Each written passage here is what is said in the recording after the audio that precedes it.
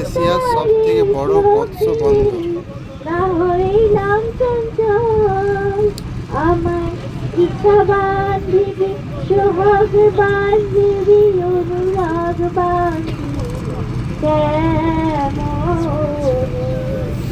আমার হাত বান্ধিবি, পা বান্ধিবি, মন বান্ধিবি কেমনে,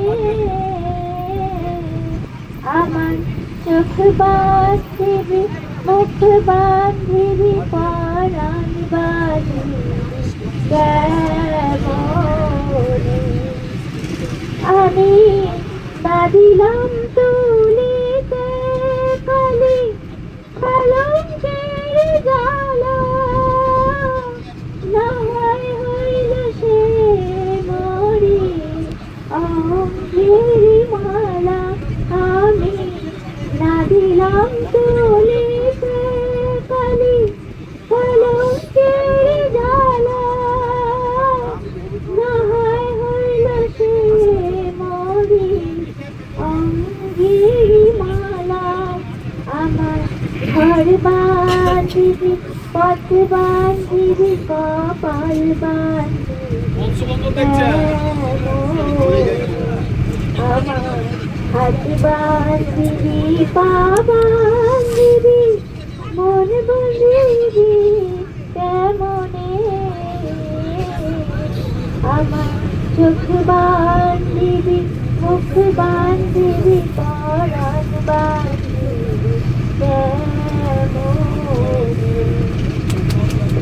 পরিবেশের পক্ষে উপযুক্ত গান, একদম দারুণ দারুণ। কিন্তু গান দেখতে দেখতে মৎস্যবন্দরটা দেখতে ভুলে যাবেন, এটা এশিয়ার বৃহত্তম মৎস্যবন্দর। গান শুনছেন আর পেটুয়া মৎস্যবন্দর দেখুন। আরো বেরিয়ে যাচ্ছি আমরা, রসুলপুরের দিকে যাচ্ছি আবার।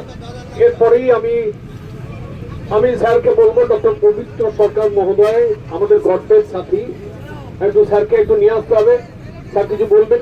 আর তার আগেই একদম ছোট্ট করে আমাদের বাকিবুল্লাহ সাহেব, তিনি একটা ছোট করে বলছেন।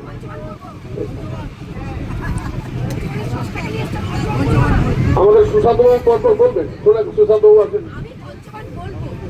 পঞ্চমান বলবেন। তাকে নিয়ে আসুন, ধরেন হয়ে গেছে। আসুন এদিকে।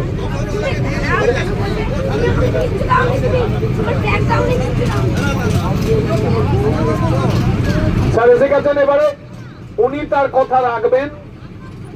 স্বাভাবিকভাবে উনি তো গোটা বিশ্বময় ভাষার জাদুটা দেখান।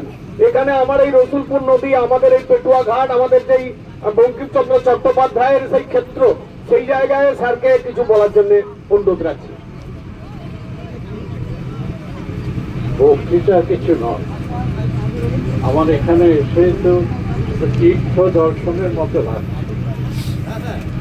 বাংলা সাহিত্যের যে ব্যাপারগুলো আমরা পড়েছি, ভেবেছি, তা চোখের সামনে দেখতে পাবো, এরকম এই বয়স পর্যন্ত এই স্বপ্নটা ছিল।